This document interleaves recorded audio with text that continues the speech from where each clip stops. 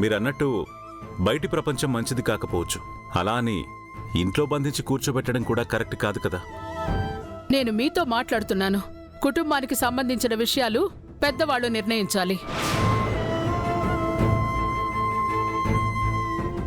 ఎవరు పడితే వాళ్ళు అన్ని విషయాల్లో తలదూర్చకూడదు. చాలా ఆపుశకుంతల. చిన్న విషయానికి ఎందుకు ఇంత రాద్ధాంతం చేస్తున్నావు? వాళ్ళు గుడికెళ్లారు, ఇల్లు వదిలి వెళ్ళిపోలేదు కదా. ఆ పరిస్థితి రాకూడదని జాగ్రత్త పడాలి అంటున్నాను.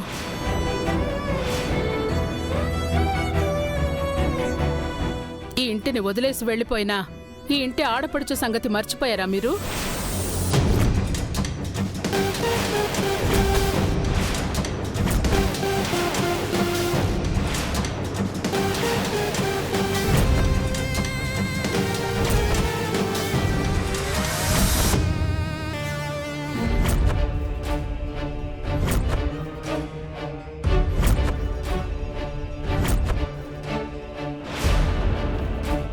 ఇంటి ఆడపడుచు ఇల్లు వదిలి వెళ్ళిపోయిందా? ఈ ట్విస్ట్ ఏంటి? ఆడపడుచు అంటే పెద్దోరి చెల్లెలా? ఆవిడున్నట్టు ఎవరూ చెప్పలేదే. ఎవరే ఉంటారు? ఎందుకు వెళ్ళిపోయి ఉంటారు?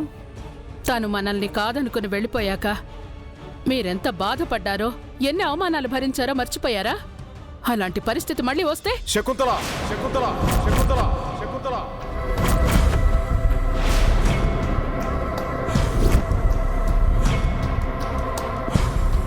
అది గతం.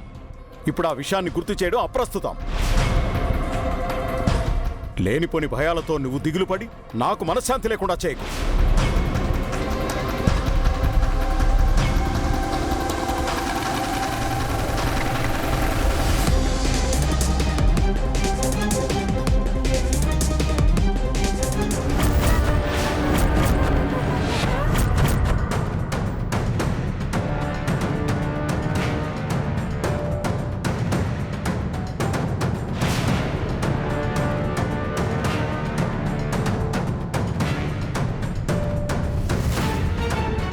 ఏమైంది బావగారు?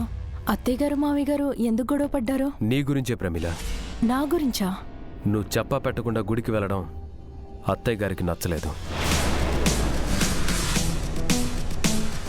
దాని గురించే డిస్కషన్ స్టార్ట్ అయ్యి ఆర్గ్యుమెంట్ వరకు వెళ్ళింది.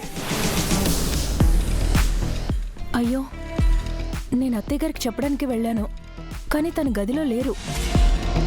ప్రమిళ, నువ్వేం కంగారు పడకు. యాక్చువల్గా పెద్దమ్మ ఈ మ్యాటర్ అంతా సీరియస్గా తీసుకునేది కాదు, కానీ ఎవరో పొల్యూట్ చేశారు. కాసేపు ఉంటే తను నార్మల్ అయిపోతుంది. నువ్వేం కంగారు పడకు. అన్నట్టు నువ్వు సూపర్ మార్కెట్కి వెళ్ళాలి కదా, టైం అవుతుంది, బయలుదేరు. పదక్క.